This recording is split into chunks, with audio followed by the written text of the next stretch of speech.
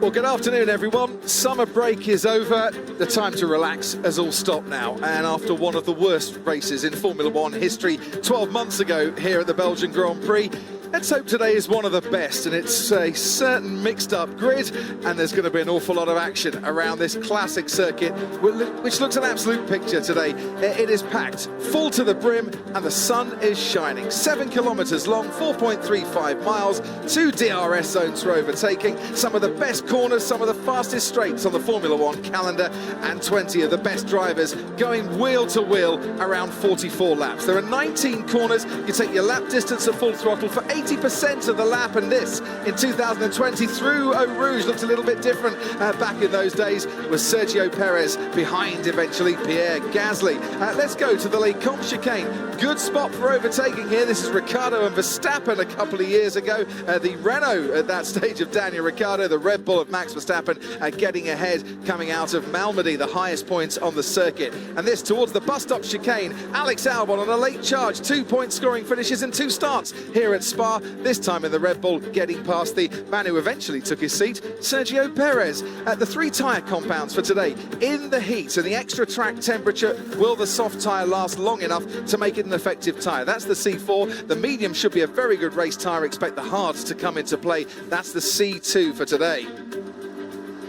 So let's give you a starting grid, and as Martin Brundle said in the grid walk, not one single driver in the same position that they qualified. Tsunoda starts in the pit lane, Schumacher in 19th, Zhou Guanyu in 18th, and Lando Norris starts 17th. Now ahead of Lando Norris comes Esteban Ocon in the Alpine, and Charles Leclerc, who's never finished on the podium from outside the top 7.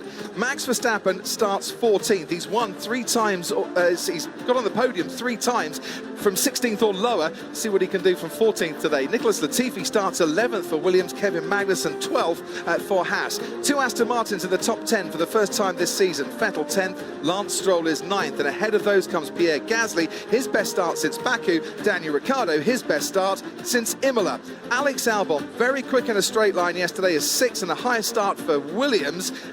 George Russell starts 5th for Mercedes, with Lewis Hamilton, still no top 3 start for him this season, in 4th. His old teammate McLaren, Fernando Alonso's 3rd. Sergio Perez on the front row, 150th front row start for Red Bull.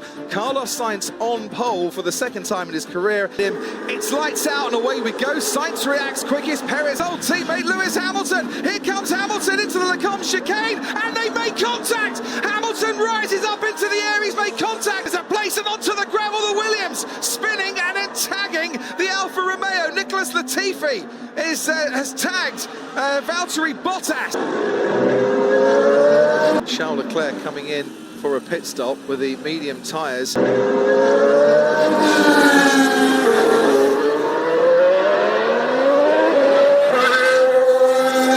Up going into the bus stop chicane, and Sergio Perez is right on his tail as we get racing once more. Now I think Sainz is going to survive that particular lockup, but Perez has been compromised, and George Russell is all over the back of the Red Bull trying to make a move into turn 1. Perez locks up. Russell now with a decent exit out of the source has got a great slipstream.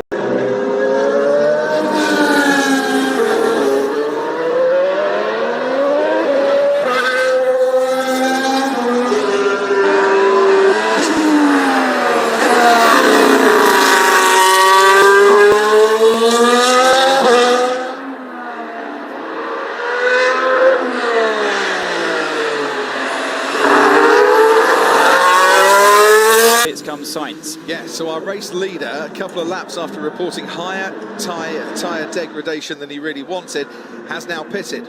Now.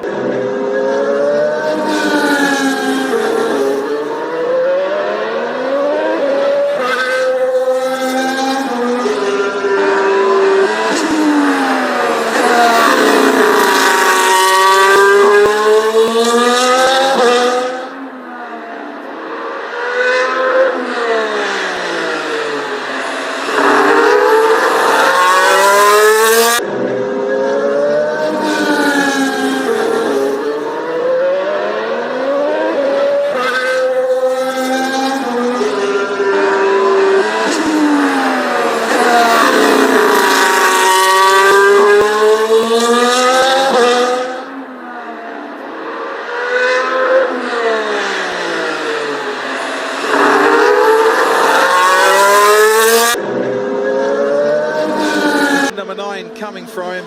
Charles Leclerc is near his title rival, trying to snatch the fastest lap of the race and get past Fernando Alonso.